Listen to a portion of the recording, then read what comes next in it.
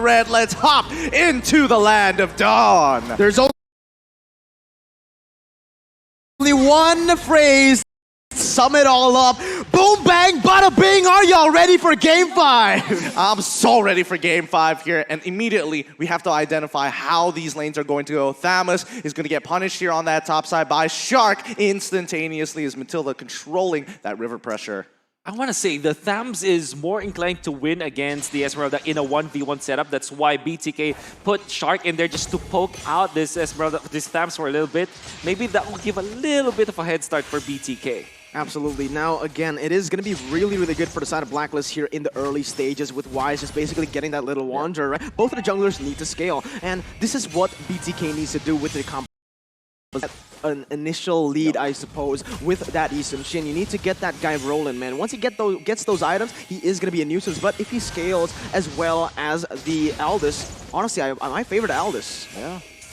And one thing I do like about Blacklist International, this Ruby Eve combination. I love this because you always set up for the real world manipulation. And as a position 5 Ruby, you're just required to just dish out the crowd control and not much about the damage and have the damage department be covered by the Eve. So it makes total sense to me, especially because what Blacklist International wants to do is just to drag out the game long enough for both the stacking or infinitely scaling heroes like the Aldous and the Alice will be strong in the late game. Yeah, I mean, this is the most standard meta game we've seen from either one of these sides. Very familiar, especially to the regions, who overall generally hover around a lot of these heroes here. Now, BTK immediately moving in towards that top side jungle. So far, the level 4s are getting hit by both junglers at this point of time. Turtle's coming up in about 5 seconds or so. Now, rather slow, but oh my Venus, now getting punished here. Moba Zane getting very close to getting some good damage and maybe even first blood. Honestly, that was really good setup for the side of BTK. They go in for the trade. You can see, actually, that was really well coordinated. Yep. They were going for the camp in that, jungle invading as well, but they know that they want to go for a fight in the mid lane. They want to deal additional damage, and that literally just set up for the Turtle. What's happening bot side here? Turtle goes over by the STB here for BTK, but so far Fried getting a good Chaos Assault on towards Wise's side, but he can just absorb the damage. Yeah. Both heroes don't have a lot of items in or a lot of stacks, but the Chase Fate coming up towards that side just to speed up his clearing. I really like how the Wise using this Aldous. He's really good. He's using that ultimate very efficiently just to roam around the map to get him to places a little bit faster. But look at this, BTK going in for the gank. It's not going to be good just yet. Oh, they forced out the flicker coming in for Oheb. This could be a potential punish later on in towards that game. He's got to wait 120 seconds before he gets that back, but let's double check on the items so far. Yeah, for BTK, they're going to be amassing a lot of items, which is good because, at least this time they're evening up when it comes to trades. Yep, Zia's going to lose 50% of his HP for and now. Nothing much is being achieved here for either side. It's a dead even game thus far. That really is surprising because we know that in the first 4 games of the match, they just run into each other like so often. But this time, it's game number 5. Everything is literally on the line.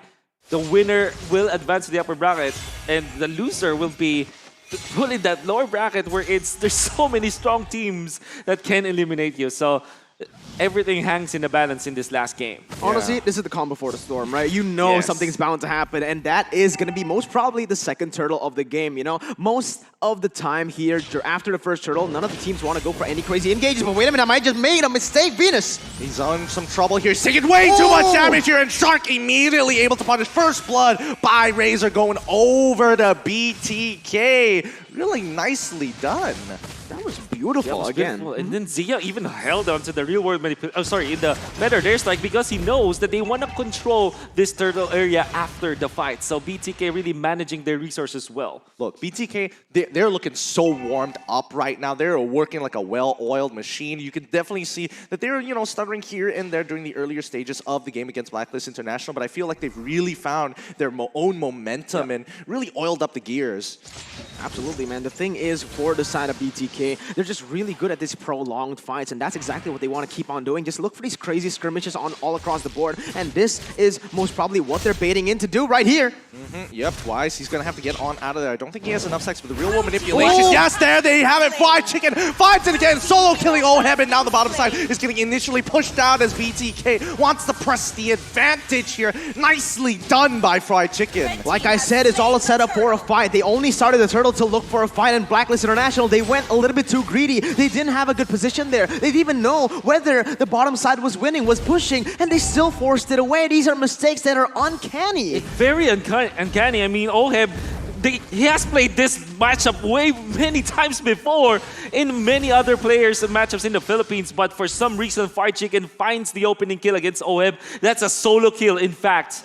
And that gave BTK so much control into that turtle. Even Edward was too late to the party, and BTK just got that objective, which is what they needed. If you want to play the Yi Sun Shin from the jungler role, you have to always get the objectives. First turtle, second turtle, and the third turtle.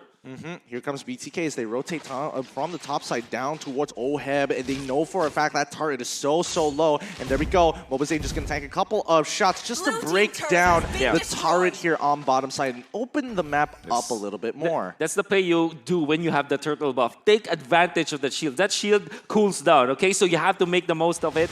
And he did exactly that. Very smart, very intelligent plays here coming in from the side of BTK, not only getting the turret in the bottom side, but also rotating their members to that top side to just protect the turret. So not only, again, are they looking for the proactive movements on the map to get objectives, but they're also defending their objectives really well. Yep, I think the game's only really going to start taking place once mid opens up, but we'll see how this is going to play as BTK now starting to press their advantages here. A very slight advantage, 2.2k so far in towards Blacklist's jungle. Slowly but surely, they just have to push and pull until somebody makes that mistake. Feather Airstrike does come up. Haji isn't going to force any situation right now. His top side might be in a little bit of trouble. Majority of the BTK members just hovering for priority over this turtle. Well, Blacklist International is giving Oheb the double lane treatment, wherein you also get the mid lane, some of the mid lane minions, as well as your own lane, the gold lane minions, in fact, for this Alice. This is because you need recovery. And maybe for the next purple buff, they are going to give it to the Alice so that at least they can fight in this turtle. However, they might be too late. Oh, again, they're just so clean with these engages, with these setups. And look at the top side. Top side, Edward, he might be in some trouble here as Victor has already initiated on top of him. Fried Chicken came in a little later to disregard what Edward had to make in terms of his statement, but so far, BTK and as well as Blacklist International, BTK is posing questions and Blacklist International hasn't necessarily put up answers just yet. They're just avoiding these questions. The switch has been flipped. Blacklist International identifying that BTK have already gotten a good early game. They will now split the map. It's macro play from now on. You're going to see Wise just going into some parts of the lane and maybe clear that one out. Edward in a static lane, all the while Oheb just controlling all of the mid lane as well as maybe some other lane. So the thing is, Blacklist International is all full macro mode at this point. What will BTK do with this? They're matching them. Look, Esmeralda is dealing with Aldous down on towards that bottom side, and you know she can. For now, she can handle him while there is still time. But BTK want to press their advantage with Fried Chicken as they move on forward. Shark does not start the initiation just yet, but definitely baits Edward into potentially using something, or at the very least popping his ult early. Oh, Shark now getting pulled in by the I'm Offended, who gets out very easily. Feathered Airstrike can guarantee that they're not going to get punished here. Oheb throwing the flowing, but hopefully tried to deter them away. The thing about Blacklist's composition is that they really do want to go for that wombo combo team fight. If they don't get that, it's going to be actually really hard, and that's the thing. With the Yi Sun Shin, it's really good. Not only do you have that unstoppable dash, but you also have another option. You can take that guiding win. Yeah, the thing with Blacklist International is they went for the Aldous and the Alice, and this is as greedy as it sounds, right? Everybody needs those stacks. So in both Oheb as well as Wise, they have that passive component wherein they need time, they need gold and XP. Speaking of which, Feather Airstrike already coming as MobaZane gets targeted. Chain Fate does not work. I'm Offended comes on through, but here it comes. Real wall manipulation, and Oheb's doing a great job at cutting the members down of BTK. It's a 2-for-1 trade so far, but now Victor all by himself. Edward is coming in to say hello to the situation as Oh My Venus manages to get on out of there with a quick flicker. But look, Fried Chicken on that top side. You may have one extra kill, but I got another turret right under their noses. Hold up! Victor manages to pick off Oh My Venus down on the bottom side of the map. Now they have a very clear advantage. Edward holding on strong as Fried Chicken can easily win He has to time it well. Flickers out of the situation as Edward already using his Molten Slice and as a Vengeance at the same time. Oh, Mobazane covers everybody, dropping down his Ultimate Mountain Shocker to give them vision. All right, again, I want to emphasize this. Blacklist International, their composition relies heavily on the full 5v5 combo wombos. And as you can see, sure, they got the initial victory in that team fight, but it's all for naught. Oheb, he's dead. What? He's dead. He went right into the chopping block, and BTK happily dropped the guillotine.